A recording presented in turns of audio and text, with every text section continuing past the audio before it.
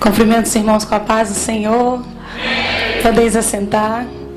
Com meu coração muito grato, eu quero agradecer a Deus porque a oportunidade melhor do que essa eu não poderia ter.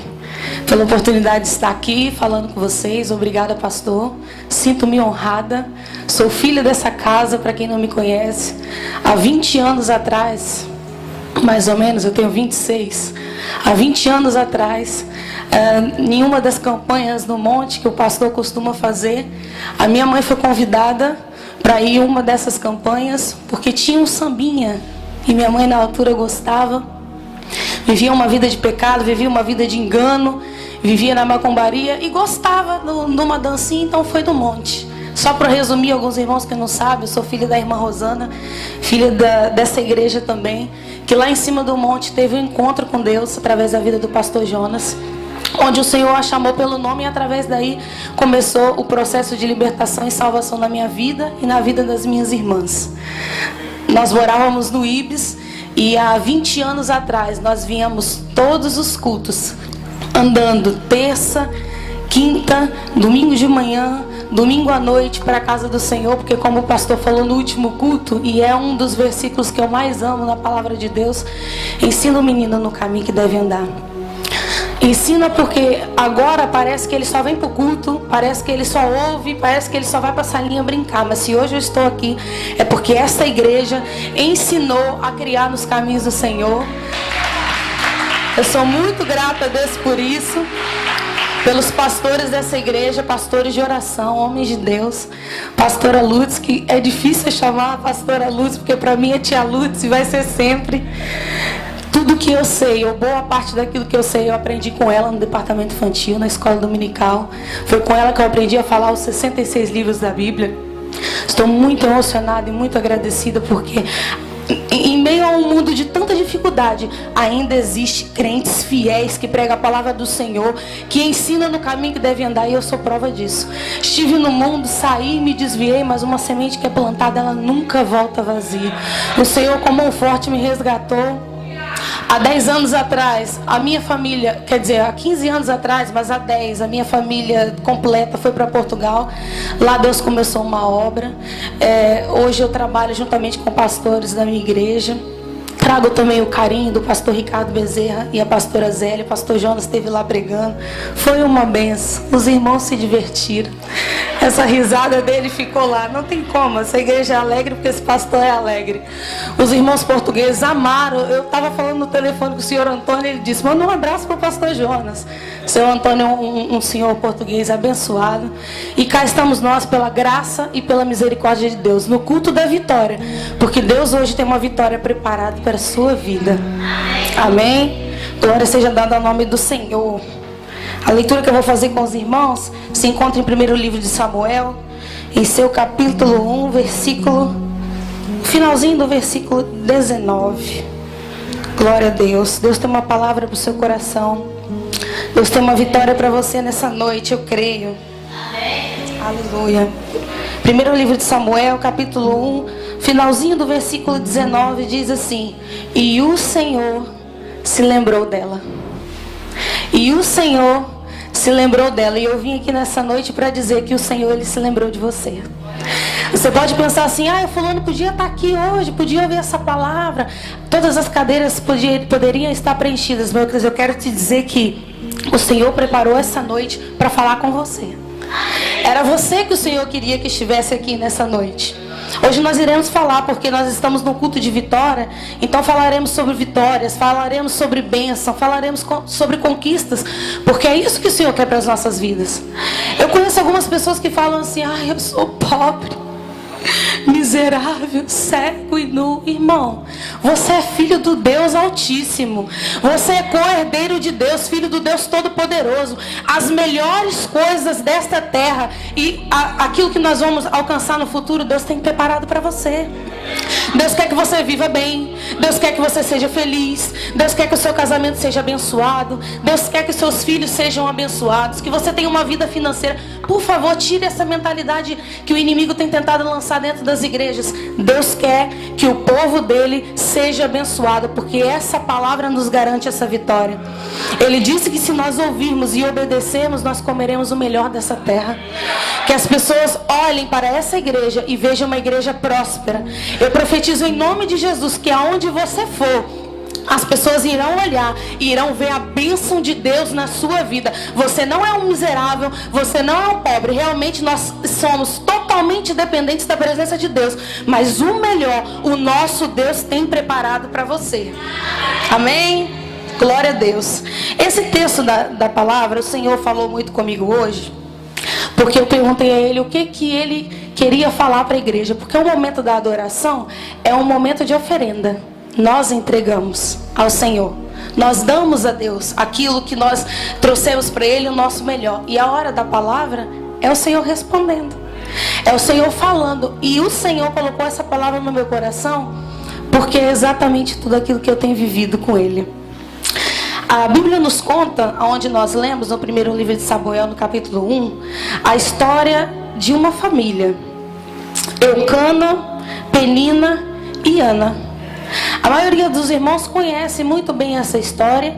E começando nos primeiros capítulos, vai decorrer que Eucana tinha duas mulheres. O nome de uma era Penina, a outra era Ana. Subia esse homem para oferecer sacrifícios ao Senhor, sacrificava, dava uma parte boa à sua esposa, mas para Ana dava uma parte excelente, porque amava, diz a palavra, e cercava ela de bem. Porém, existia uma dificuldade na vida de Ana. No versículo 4, no versículo 5, diz assim: porém Ana dava uma parte excelente, porque amava, embora o Senhor lhe tivesse cerrado a madre. Hoje eu parei para analisar nesse versículo de uma forma que eu nunca tinha lido. Já li essa passagem várias vezes. Não foi o inimigo, não foi o parente, não foi o marido que não quis. O Senhor lhe tinha cerrado a madre. E é muito importante a gente parar e entender que tem coisas na nossa vida que não é inimigo. Tem coisas na nossa vida que não é o azar. Tem coisas na nossa vida que não é inveja. É permissão do Senhor. Porque Ele tem um propósito, e através de algumas dificuldades na nossa vida, o Senhor, Ele trabalha. A Bíblia vai dizer que o Senhor tinha cerrado a madre. E a rival constantemente lhe perturbava por isso, porque uma mulher abençoada naquela altura era uma mulher que gerava filhos, e Ana não gerava filhos. Continuando aqui no versículo 6, e sua rival excessivamente a provocava para irritar, porque o Senhor lhe tinha cerrado a madre. Eucana dizia, só para adiantar, o marido dela dizia: não chores, tens a mim, não precisa se preocupar em ter filhos, não sou eu melhor do que 10 filhos na sua vida. Porém, no versículo 10 diz assim: ela com amargura de alma orou e chorou abundantemente. Uma lição fantástica que a gente tira com Ana, porque nos momentos de angústia, de tristeza, de dificuldade, a primeira coisa que a gente quer fazer, contar para alguém. Às vezes não oramos e às vezes não choramos. Eu quero te dizer nesta noite que por mais que às vezes na tua boca você não consiga verbalizar, existe um Espírito que te entende. O Espírito Santo, com gemidos inexprimíveis, Ele te contempla, Ele te entende, Ele te sonda. Por mais que às vezes você não consiga verbalizar e explicar aquilo que você está sentindo, o Espírito Santo de Deus só te pede nessa noite que você ore e chore. Se você não conseguir orar, chore na presença do Senhor, porque Ele irá colher as tuas lágrimas, levar diante do trono de Deus, e as tuas orações serão atendidas. Eu tenho várias experiências disso na minha vida diante de Deus. Quando eu estava com um fardo muito pesado e sentindo um peso espiritual muito grande, eu me ajoelhei, porque a palavra nos ensina: não precisa contar para um e para outro. É verdade que às vezes nós temos aquela pessoa mais querida e partilhamos as nossas dificuldades, mas a Bíblia nos ensina: entra no teu quarto, fecha a tua porta, vai para o teu secreto, porque lá o teu Deus que te vê te recompensará. Nos dias de hoje, aleluia, muitas vezes na nossa vida o que falta, sabe o que é? o quartinho secreto com Deus. Aquilo que só Ele e você sabe. Às vezes nós queremos escrever no caderno de oração, isso é muito bom. Às vezes a gente queremos pedir às irmãs para orar, isso é maravilhoso. Mas não existe nada mais especial do que a tua vida no secreto com Deus. Você tem intimidade. Quando nós começamos um relacionamento ou numa amizade, se não houver diálogo, se não houver conversa, se não houver aquele bate-papo, não tem como prosseguir uma amizade. Com o Espírito Santo é a mesma coisa. Ele é o nosso melhor amigo. E não existe vitória maior, porque nós estamos no culto da vitória. E não existe vitória maior e melhor do que a vitória de termos comunhão com o Espírito Santo de Deus. Quantas pessoas estavam aqui dentro e hoje não estão mais? Quantas pessoas que estavam vivas e hoje não estão mais? Pessoas que o diabo ceifou a vida. Porque enquanto existe vida há esperança. Mas partiu daqui, meu irmão, a oportunidade é agora, que Deus nos dá. E a oportunidade que nós devemos agarrar está sempre em comunhão com o Espírito Santo de Deus. Continuando aqui no texto, versículo 13 diz assim: porque Ana no seu coração falava, só se movia os teus lábios, porém não se ouvia a tua voz, pelo que Eli teve-a por embriagada. Até quando estarás tu embriagada? Porém Ana respondeu: não, Senhor meu, eu sou uma mulher atribulada de espírito, nem vinho nem bebida forte tenho bebido, porém derramado a minha alma perante ao Senhor. Aqui nesse versículo eu tiro uma lição muito importante também. Nós às vezes achamos que nós seremos compreendidos por todo mundo, principalmente pelos nossos líderes. Mas eu quero te dizer que vai ter um momento na tua vida que Deus vai estreitar de uma forma tão profunda a tua intimidade com Ele, para falar diretamente com você, que às vezes nem o teu pastor vai te entender. Camila, pelo amor de Deus, às vezes o teu marido não vai te entender. A tua mãe não vai te entender. Você vai gritar, você vai falar, você vai pedir, você vai chorar. Não vão te entender, sabe por quê? Porque tem hora que é você com Deus. Tem hora que o Senhor quer se revelar, mas é a nós, pessoalmente. Ele pensou que ela estava embriagada, ela estava somente atribulada de espírito, porque aquilo que ela tanto desejava, que era gerar um filho, ela não conseguia. E para piorar a situação, ainda era provocada por causa disso. Quantas situações da nossa vida que não acontece, de pessoas perguntarem: cadê o teu Deus? Onde é que o teu Deus está? Eu tenho passado por um momento muito difícil na minha vida, só que eu entendi que o Senhor, Ele às vezes nos leva pelo caminho do fogo para provar a nossa fé. Para provar a nossa fé ao ponto de dizer: Camila, você é mesmo minha? E o Senhor te pergunta, porque Ele vai conosco até o fim, mas será que nós vamos com Ele até o fim? Jesus foi até o fim, por mim e por ti, mas será que nós vamos até o fim com Ele? Nós costumamos louvar: te louvarei, não importa as circunstâncias. Se Deus fizer, Ele é Deus. Se não fizer, é Deus. Será? Te adorarei, não importa, é o Senhor, Tu és único. No meio da dificuldade, Deus se revela quem Ele é.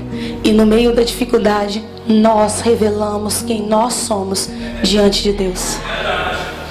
No momento de desespero, de luta, esses dias eu estava passando por uma dificuldade muito grande. Eu falei para minha irmã: não abra tua boca para murmurar.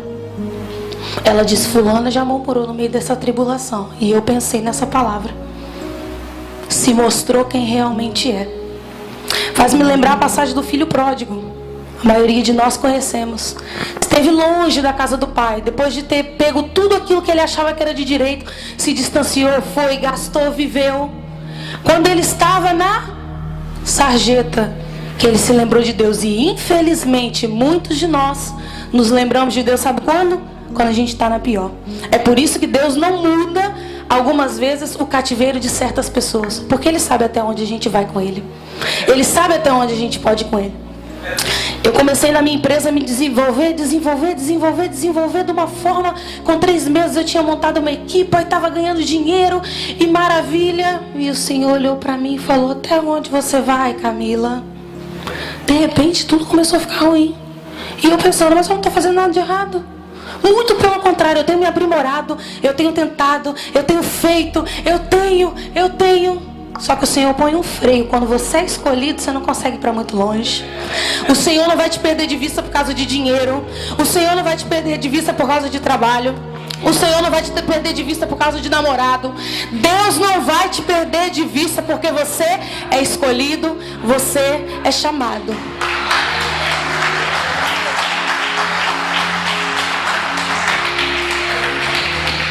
Deus tem um caminho de vitória para nós, mas até chegar na vitória, nós precisamos entender que alguns momentos e algumas situações que parecem ser totalmente ao contrário, nos aproximarão de Deus. Pode reparar que nos momentos de mais dificuldade da sua vida foi o momento que você mais se aproximou de Deus. Não tem como ser aprovado se você não for provado antes. É como tudo na vida. Para passar num teste, você precisa fazer a provinha antes. As mamães esperam 9 meses ansiosa pelo filho. Ai, eu vou ver o rostinho do meu filho. É assim, irmã? Não é.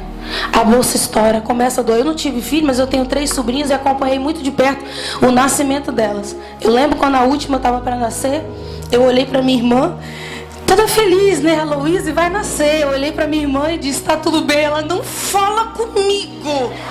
Não tá nada bem. Eu falei, mas o dia mais feliz da tua vida, você vai ver o filho. Você lembra, irmã, quando seu filho nasceu? Principalmente o primeiro, se foi parto normal? As irmãs lembram? Foi fácil? Não foi. Não deu vontade de esganar o marido? Porque todas as irmãs pensam assim, não sei porquê. Minha mãe, quando foi ganhar bebê, disse que meu pai chegou perto, ela falou, some, que eu tô assim aqui por sua causa. A culpa era dele. É um momento de dor, é um momento de tristeza. Todo mundo diz que parece que vai morrer, não tem como explicar. É uma dor que parece que não sei quantos ossos vão se partir. Todo homem devia assistir o parto para aprender a valorizar a mulher, não é? Quem teve parto normal sabe. Mas você precisa ser aprovado antes. E depois, você vai visitar a mulher no hospital, porque eu tenho esse costume. Eu amo que minhas amigas vão ganhar bebê, eu vou no hospital ver a criança primeiro. Você vai visitar a mulher, não comenta sobre a dor. É muito difícil falar que cortou, que fez, o que sentiu. É o tempo todo olhando para a criança, dando mamar, abraçando. Ah, eu tenho tanto sono. É o que eu costumo dizer. Eu não sei o que será de mim. Elas viram mãe, a criança faz... De noite, as mulheres têm uma cesona. Outro dia você chega na casa dela cheia de olheira. Não dormiu à noite. Porque a alegria a seguir compensou muito mais do que a prova anterior. E assim será na tua vida. Aquilo que você tem passado de dificuldade não se compara à glória que está te esperando no porvir. Assim diz o Senhor para as nossas vidas essa noite. Glória a Deus. E por que Deus nos prova? Não era muito mais fácil um Deus grande, um Deus tremendo, um Deus que pode todas as coisas, estalar o dedo ou mandar um anjinho bater nas asas e tudo ficar bem?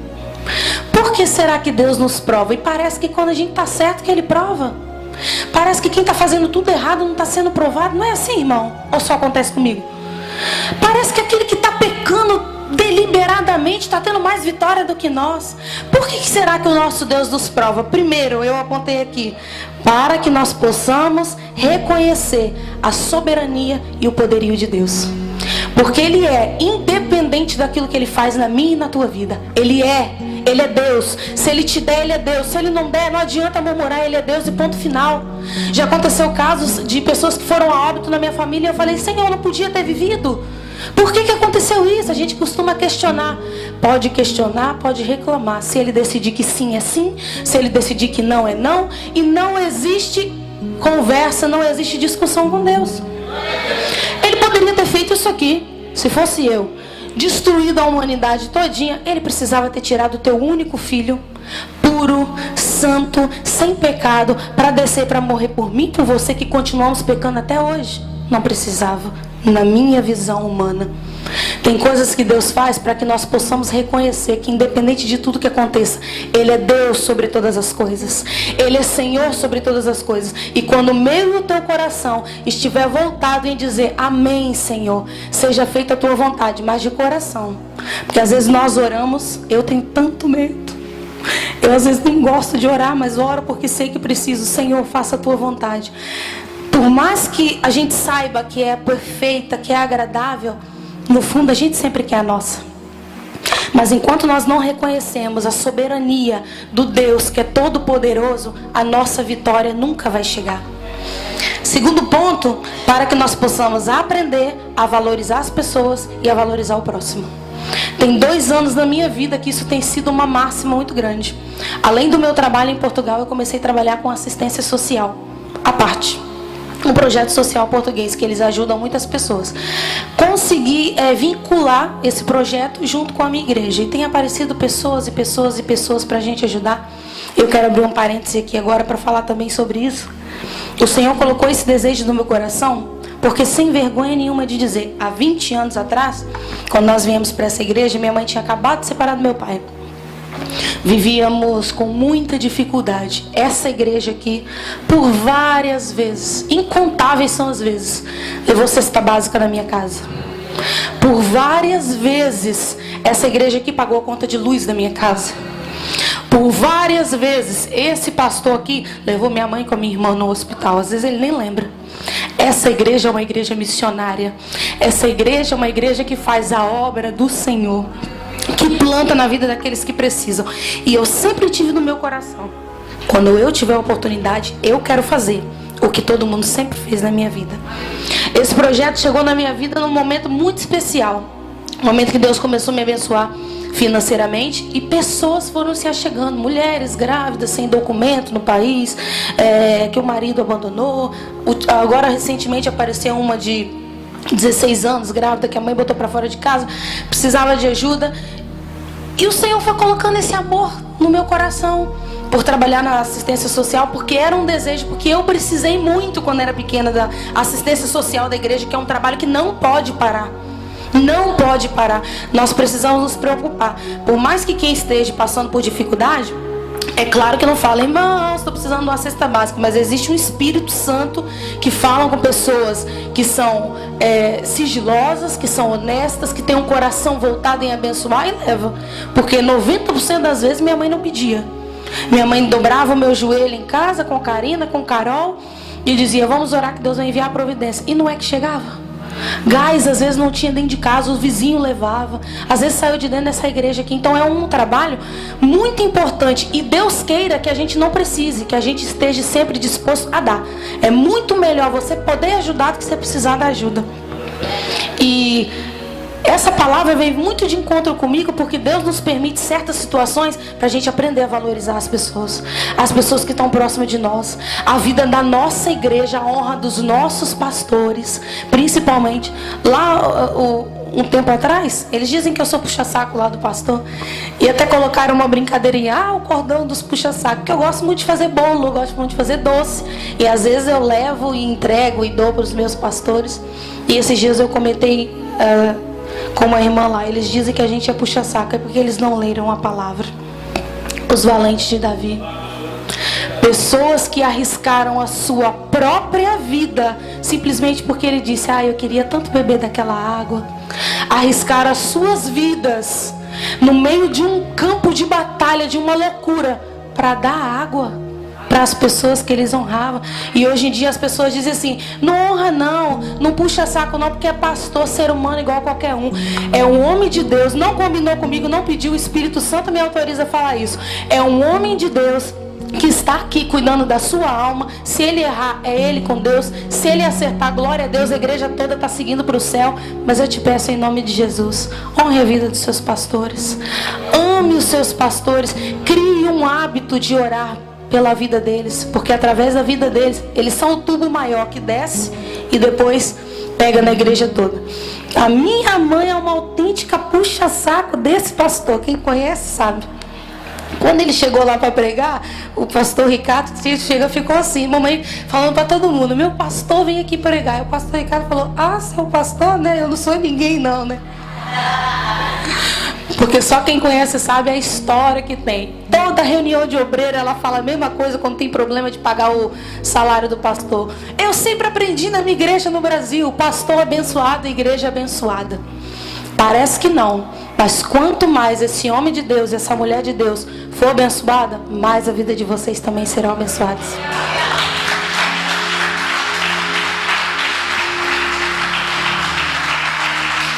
Deus Deus nos permite passar por certas dificuldades para a gente valorizar o próximo, aquele que está do nosso lado. Às vezes a gente fala, nos momentos de mais dificuldade a gente vê quem são os nossos amigos. Nem sempre. Às vezes, no momento de dificuldade, nós começamos a colher aquilo que nós andamos plantando. E é aí que está o problema. Nós não plantamos e queremos ser injustos de colher. Muitos irmãos na igreja reclamam. Eu fiquei uma semana sem ir no culto, fulano não veio me visitar. Mas irmão, qual foi a última vez que você foi visitar um irmão? Eu passei por dificuldade, eu estive desempregado, ninguém veio me trazer uma cesta básica. Responde para você mesmo. Tem alguém aqui que esse mês entregou cesta básica para alguém? Não só dentro da igreja. Tudo bem que primeiro aos domésticos da fé, mas lá fora também. Nós queremos cobrar aquilo que muitas vezes a gente não faz. Porque se você faz, fica tranquilo. Existe um Deus que é justo e tudo aquilo que você planta, você colhe. Eu senti isso. Eu trabalho nesse projeto social e eu me dou porque eu amo fazer isso. Eu gosto demais. E agora eu viajei para o Brasil de emergência, pessoas me ligando. Dessa igreja também aconteceu. Perguntando se eu precisava de alguma coisa. Amigos meus perguntando se eu precisava de dinheiro. Tem gente que pensa que eu estou aqui de férias. Camila, você está precisando de dinheiro? Você está precisando de alguma coisa? Uma palavra de oração, minha igreja se reuniu, filmou e mandou um vídeo para o meu pai assistir, eles orando. Não existe nada melhor do que um apoio. Às vezes você não precisa de uma palavra, às vezes você não precisa de dinheiro, você precisa de uma palavra, de um apoio, de um carinho, de um abraço, mas a gente só tem quando a gente dá. Então, nos momentos de dificuldades, por favor, tire essa lição. Aprenda a valorizar quem está do seu lado. Aprenda a valorizar a tua família em primeiro lugar, porque a igreja começa dentro de casa. Por várias vezes eu orava e pedia ao Senhor, porque a gente, tudo mulher dentro de casa, vivia em conflitos muito grandes. E tinha dia que a gente esperava, eu esperava o culto de Santa Ceia para me consertar com a minha família. Como é possível, irmão? O Senhor quer que você viva em paz com a sua família dentro de casa. Não adianta brigar com a sua mulher e vir para o culto glorificar, porque a Bíblia diz que se o homem, se ele não está ali em comunhão com a mulher, a oração dele é interrompida. Olha a responsabilidade. Tem mulher que fala, é difícil, porque a Bíblia diz que tem que ser submissa. Irmã, isso não é nada. Difícil é o que Deus mandou eles fazer, amar a esposa como Cristo amou a igreja. Que marido que consegue fazer isso, pelo amor de Deus?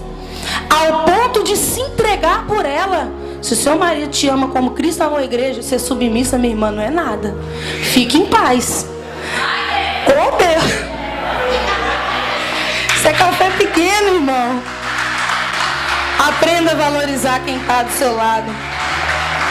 E por último, para que você tenha muito mais de Deus, porque o Senhor está preparando coisas maiores para nós. Só que para alcançar as grandes, nós temos que passar pelas pequenas.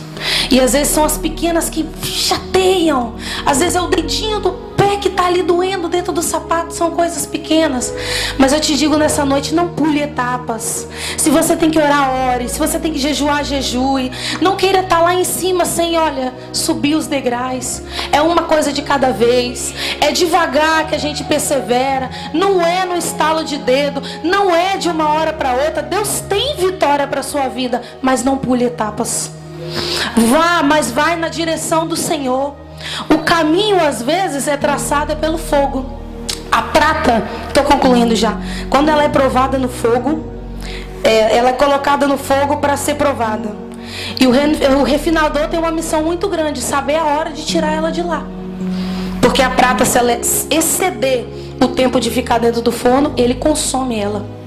E não é um fogo qualquer, não é um 100 graus. É chama ardente de fogo. A prata é colocada lá dentro. Ela precisa ser trabalhada, ela precisa ser provada. É os caminhos que às vezes o Senhor nos leva. É mesmo pelo fogo. Dói, mas é ali que você está sendo provado. E a gente pergunta para o refinador, mas qual é a hora então que chega de tirar a prata do forno? Como é que você sabe a hora certa? Porque se passar da hora vai destruir ela todinha. Tem que ser no momento certo. Sabe quando é que é a hora de tirar a prata do forno? A hora que ela está perfeita? Quando o refinador olha para ela e vê completamente refletindo nela a sua própria imagem. Eu não sei se você está entendendo, mas Deus te diz que você está sendo provado no fogo. E Ele não vai te deixar que o fogo te consuma, porque Ele sabe até onde você pode ir, Ele sabe até onde você pode suportar. Você continuará sendo provado no fogo, até que em você, prata, seja completamente refletido a imagem do nosso Deus. Quando a imagem do nosso Deus estiver completamente refletida na sua vida, aí sim você vai ser tirada do fogo. A imagem do Senhor, porque nós queremos vitórias financeiras, nós queremos vitórias familiares, nós queremos vitórias profissionais, mas não existe vitória maior. Nós não estamos aqui simplesmente por causa disso. Existe um Deus que enviou seu Filho para que eu e você tivesse salvação. E a Bíblia diz que os céus e terra eles passam. A única coisa que vai sobrar é a minha e a tua salvação. Nós precisamos estar firmados com Deus. Nos últimos dias do arrebatamento é muito importante destacar, e sempre que eu tenho a oportunidade de trazer a palavra, eu digo isso: Jesus está voltando. Guarda o que você tem para que ninguém tome a tua coroa. Você tem que viver uma vida de vitória sim, mas nunca se esqueça, nunca se desvie do foco: a salvação em Cristo Jesus. Você está aqui para ser preparado, para que lá fora outras pessoas alcancem vidas para o Senhor. Algo que Deus colocou profundamente dentro do meu coração. Eu falei: Senhor, eu quero ganhar uma alma para Jesus. Fomos em Lisboa, no evento Festival da Esperança, com o Franklin Graham. E no final daquela palavra tão simples, mas poderosa, falando de Jesus, foram centenas de pessoas para frente aceitar Jesus. Aquilo entrou em mim de uma forma tão grande.